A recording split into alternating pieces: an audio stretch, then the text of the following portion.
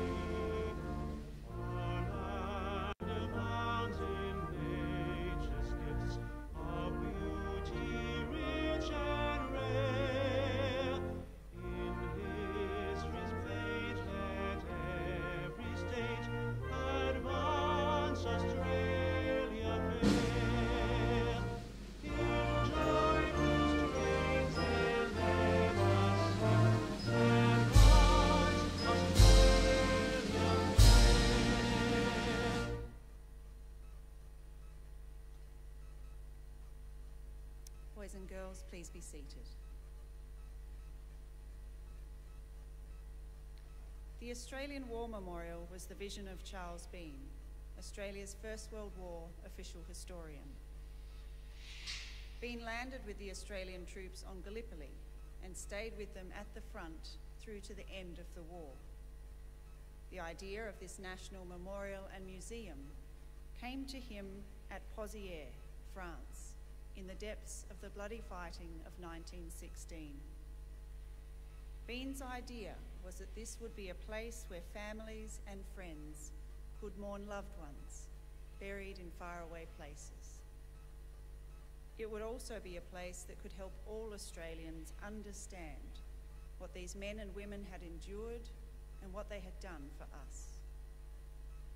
Bean's vision, to which we remain true, is best expressed as inscribed in the entrance to the memorial's galleries. Here is their spirit, in the heart of the land they loved, and here we guard the record which they themselves made. Tonight we will read the story behind just one of those on the Roll of Honour, which lists the names of more than 102,000 men and women who have given their lives for us in war and operations for more than a century. But first we present a lament, Flowers of the Forest. Wreaths and floral tributes will now be laid at the base of the Pool of Reflection.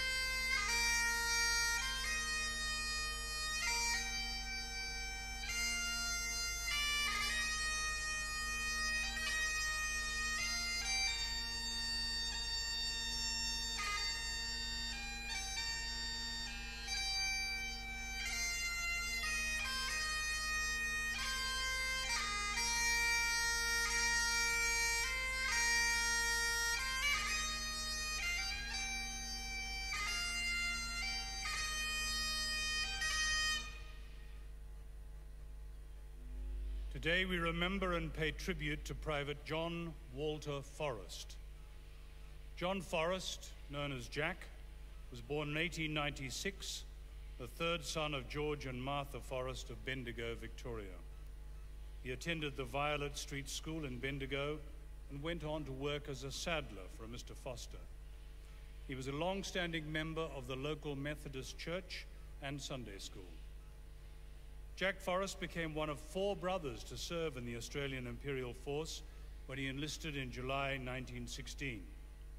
He underwent a period of training in Australia before leaving for active service overseas with reinforcements to the 60th Battalion. Private Forrest went first to England, where he continued his training on Salisbury Plain.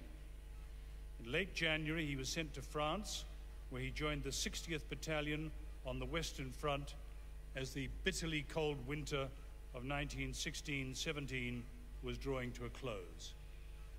He was reportedly very popular in the battalion and was described as one of the best. A little over 6 weeks after he reached the Western Front, Private Forrest spent several days working near the front line as part of a fatigue party. His friend, Private George Lee Kim, later described how a bursting shell from the German guns killed Private Forrest and another Australian, while an Australian officer was seriously wounded by fragments from the shell. Forrest was buried in nearby Bulls Road Cemetery at Fleur, where he lies today with no epitaph. Jack was just 20 years old. Jack Forrest was remembered in a service at the Forrest Street Methodist Sunday School, during which it was said, "A nobler or grander death than his could not fall to the lot of anyone." He was one of a number of members of that Sunday school to lose their lives during the war, and his younger brother William would be killed in action less than 2 months later. Forrest's name is listed on the Roll of Honour on my right, among almost 62,000 Australians who died while serving in the First World War. A photograph of his headstone is displayed today beside the pool of reflection. This is but one of the many stories of service and sacrifice told here at the Australian War Memorial.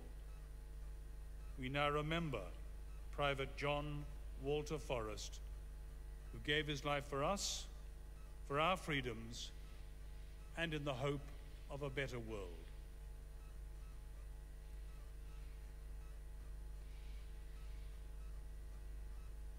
Please stand for the reading of the Ode and the sounding of the last post.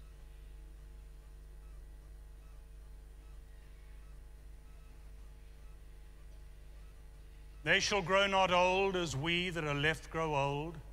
Age shall not weary them, nor the years condemn. At the going down of the sun and in the morning, we will remember them. We will remember them.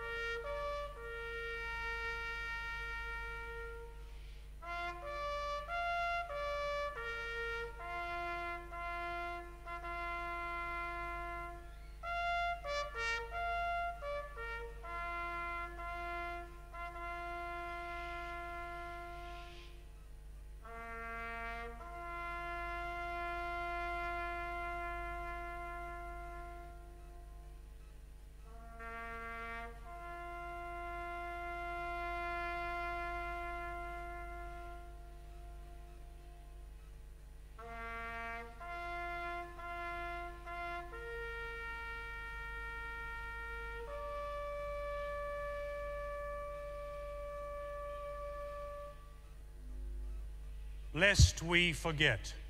Lest we forget.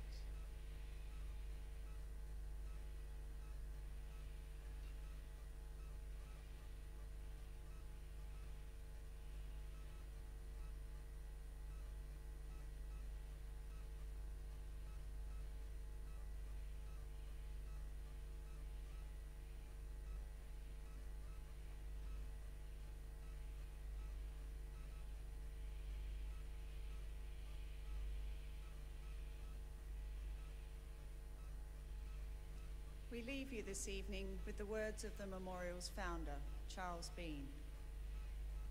Many a man lying out there at Pozières or in the low scrub at Gallipoli, with his poor, tired senses barely working through the fever of his brain, has thought in his last moments, well, it's over. But in Australia, they will be proud of this. Ladies and gentlemen, girls and boys, that concludes the last post ceremony. We thank you for visiting the Australian War Memorial, and we wish you all a very good evening. Thank you.